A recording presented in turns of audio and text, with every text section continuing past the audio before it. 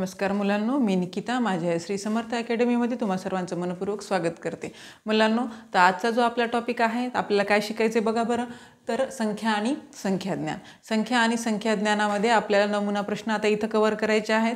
पण या अगोदर एक गोष्ट मी तुम्हाला सांगते की ह्या प्रश्नाच्या अगोदर तुम्ही हे व्हिडिओ बघा जे मी आपल्या या चॅनलवर अपलोड केलेले आहेत। त्यामध्ये मी काय काय कव्हर केले मुलांनो, तर बघा जी आपली उजळणी आहे 1 ते 100 पर्यंत, तर उजळणीवर सुद्धा प्रश्न पडतात, बरोबर आहे। तर उजळणीवर कशा पद्धतीचे प्रश्न पडतात, 1 ते 100 मधल्या संख्या कशा आहेत किंवा कुठली संख्या किती वेळा रिपीट होते, एक हा अंक किती वेळा येतो किंवा एक हा अंक किती संख्यांमध्ये येतो, हे सगळे प्रश्न मी अगोदरच्या व्हिडिओमध्ये सविस्तरमध्ये तुम्हाला सांगितलेले आहेत। त्यामुळे हा व्हिडिओ बघण्याच्या अगोदर तुम्ही तो व्हिडिओ जर बघितला तर तुम्हाला पुढचे प्रश्न समजतील। आणि ह्या व्हिडिओमध्ये पहिल्या व्हिडिओचे सगळ्या लिंक या व्हिडिओच्या डिस्क्रिप्शन बॉक्समध्ये मी टाकलेले आहेत, ते तुम्ही बघून घ्या। आणि मुलांनो, जर व्हिडिओ आवडत असतील तुम्हाला तर व्हिडिओला लाईक करायला विसरायचं नाही आणि आपल्या चॅनलला सबस्क्राईब नक्की करा। आणि हे जे व्हिडिओ आहेत ते दुसऱ्यांपर्यंत पोहोचवण्याचं काम तुम्हाला करायचं आहे, जेणेकरून काय होईल की दुसऱ्यांना ह्या व्हिडिओचा फायदा होऊ शकतो, बरोबर आहे मुलांनो। तर चला आपल्याला काय करायचं, आपल्या टॉपिककडे वळायचं आहे। तर आपला टॉपिक काय आहे आजचा, तर बघा संख्या आणि संख्याज्ञान, त्याच्यामध्ये नमुना प्रश्न आपल्याला इथं घ्यायचे। आता काही मुलांना हाही प्रश्न इथं पडला असेल की नमुना प्रश्न कशाला घेताय तुम्ही, बरोबर आहे। तर जर तुम्ही व्हिडिओ बघितले यूट्यूबवर तर तुम्हाला स्वाध्यायापासून सगळे व्हिडिओ इथं मिळतात किंवा सगळे प्रश्न तुम्हाला इथं मिळतात, पण नमुना प्रश्न सहसा मिळत नाहीत। मग आता नमुना प्रश्न तुमच्या पुस्तकामध्ये जे आहेत ते सविस्तर उत्तरासोबत दिलेले आहेत, पण तरीसुद्धा काही मुलांना ते लक्षात येत नाहीत की कशा प्रकारे सोडवलेले आहेत। त्यामुळे तुम्हाला काय करायचं आहे मुलांनो की हे बघायचं आहे आणि त्यामुळे मी नमुना प्रश्नसुद्धा घेण्याचा विचार इथं केलेला आहे।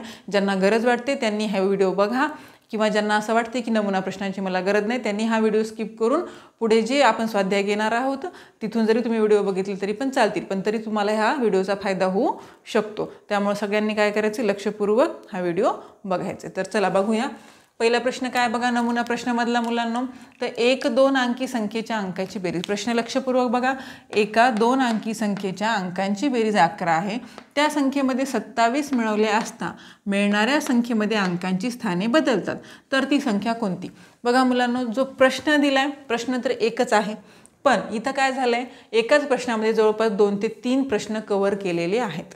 त्यामुळेच हा नमुना प्रश्न घेण्याचा मागचा माझा उद्देश आहे की जरी प्रश्न तुम्हाला सोपे वाटत असतील, ह्याचे उत्तर तुमच्या पुस्तकात दिलेले जरी असतील तरी सुद्धा तुम्हाला हे कशा पद्धतीने सोडवले हे लक्षात येणं गरजेचं आहे। त्यामुळे बघा आता इथं काय सांगितले, ते 1-2 अंकी संख्यांच्या अंकांची बेरीज 11 आहे। आपल्या इथं पर्याय सुद्धा दिलेत मुलांनो, 4 पर्याय आहेत। पहिला पर्याय 83, दुसरा 74, तिसरा 47 आणि चौथा 38 दिलेला आहे। तर पर्यायानुसार आपल्याला जर जायचं म्हणलं इथं तर काय करायचं, 1-2 अंकी संख्येच्या अंकांची बेरीज। मग ह्या प्रत्येक पर्यायामध्ये 2 अंक दिलेले आहेत, त्यांनी काय सांगितले की त्या संख्येची बेरीज किती होईल, त्या संख्येच्या अंकांची बेरीज किती येईल मुलांना, तर 11 येईल। मग जर आपण पर्याय क्रमांक 1 घेतला, 83 लिहिलं, या 83 म्हणजे 8 अधिक 3 या संख्येच्या अंकांची बेरीज आपल्याला इथं करायची मुलांना। तर 8 आणि 3 किती होतात बरं, 11। म्हणजे या प्रश्नानुसार इथपर्यंत आपलं उत्तर बरोबर आलेलं आहे, बरोबर आहे। तर त्या संख्येमध्ये किती मिळवायचे, म्हणजे जी 83 संख्या आहे त्या संख्येमध्ये 27 मिळवायचे मुलांना। तर आपण इथं काय करणार, 83 अधिक 27, मग 7 आणि 3 किती होतात मुलांना, 7 आणि 3 10 शिला 0 हातचा आला 1, 8 आणि 2 10 आणि 1 11, 110।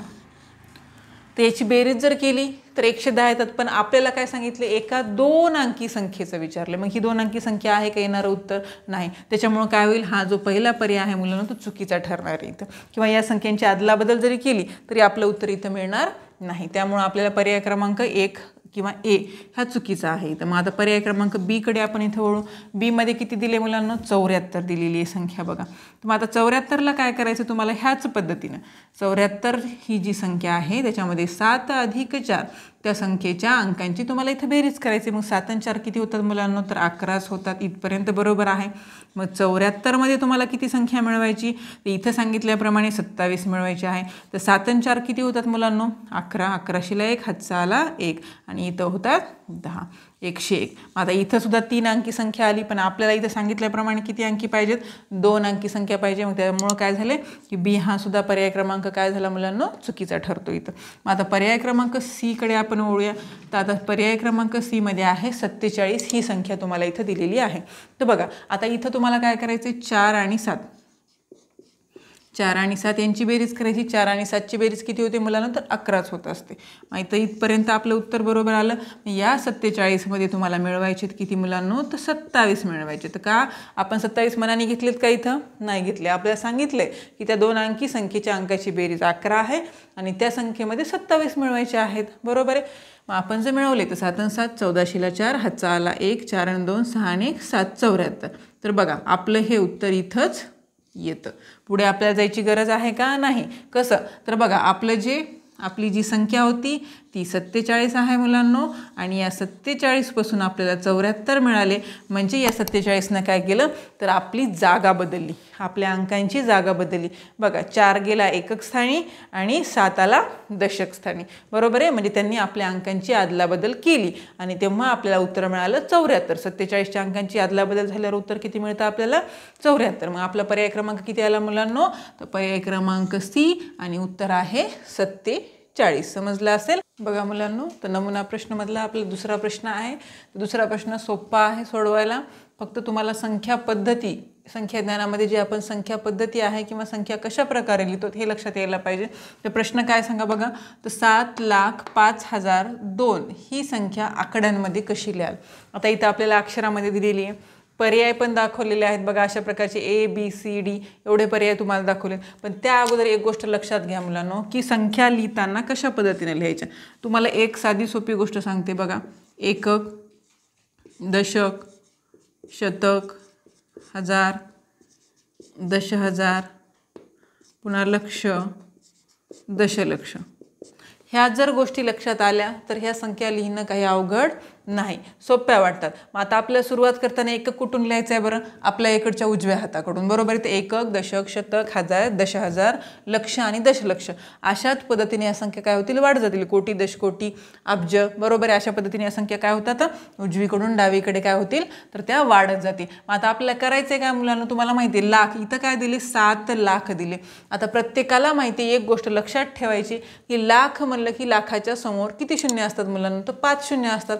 हजार म्हणल्याच्या नंतर हजारच्या समोर किती शून्य असतात, तर 3 शून्य असणार. बरोबर आहे. तर मग अशाच पद्धतीने तुम्हाला ही संख्या लक्षात ठेवायच्यात आणि इथं लिहायच्यात. तर 7 लाख म्हणजे काय, तर 7 तुम्ही इथं लिहून घेऊ शकता. लाखाच्या समोर तुम्हाला किती शून्य असतील मुलांनो, तर 5 शून्य असतील. अशा पद्धतीने तुम्हाला किती करायचे, तर 5 शून्य लिहून घ्यायचे. ही सोपी पद्धत आहे तुमच्यासाठी. नंतर काय विचारले, तर 5000 विचारले. मग हजार म्हणजे डोळे झाकून तुम्हाला काय करायचे, की 3 शून्य लिहून घ्यायचे. आणि किती हजार आहे, तर 5 लिहा. आणि नंतरचा जो अंक आहे तो दिलाय फक्त 2. मग 2 एकक स्थानी शेवटी लिहून घ्यायचं आणि ह्यांची करायची बेरीज. मग बेरीज करणं काय अवघड आहे का, प्रत्येक ठिकाणी तर शून्यच दिसतोय. मग 2 परत इथं 0 0 5 0 7. बघा एवढ्या साध्या सरळ सोप्या पद्धतीनं आपण अशा पद्धतीचे गणित सोडवू शकतो. तर मग इथं काय संख्या तयार झाली मुलांनो, 7,05,002. मग एकक, दशक, शतक, हजार, दशहजार, लक्ष.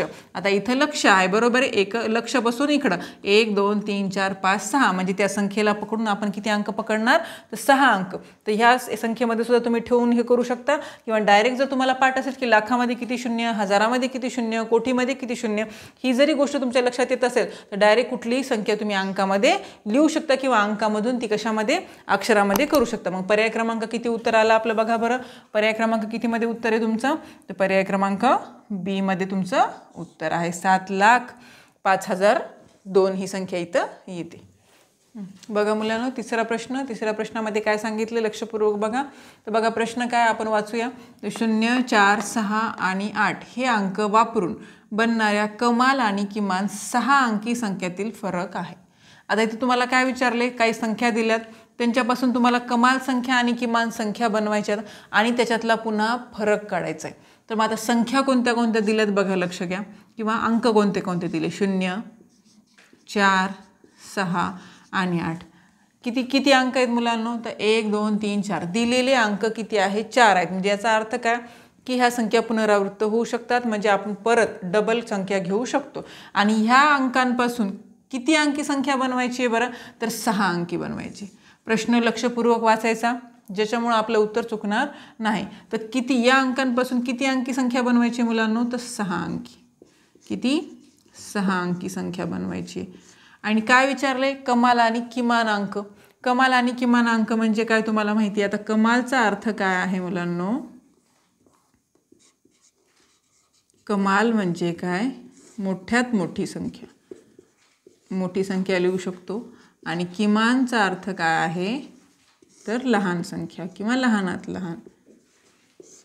बऱ्याच मुलांना कमाल आणि किमान ह्या गोष्टी समजत नाही, त्यामुळं काय होते की त्यांना नेमकं प्रश्नाचं उत्तर येत असून सुद्धा त्यांना ह्याचे अर्थ न कळल्यामुळं ते प्रश्नाचे उत्तर सोडवू शकत नाही. त्यामुळे ह्या गोष्टी लक्षात ठेवा. कमाल म्हणजे काय तर मोठ्यात मोठी किंवा मोठी संख्या, आणि किमान म्हणजे काय तर लहानात लहान संख्या किंवा लहान संख्या असं आपण इथं म्हणू शकतो. तर मग बघा अंक आपल्याला 4 दिलेले आहेत. अगोदर आपल्याला काय करायचं मुलांना तर कमाल संख्या तयार करून घ्यायची.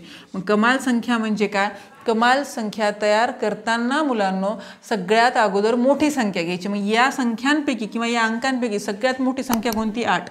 मग आता इथे तुम्हाला माहिती आहे की 6 अंकी संख्या तयार करायची.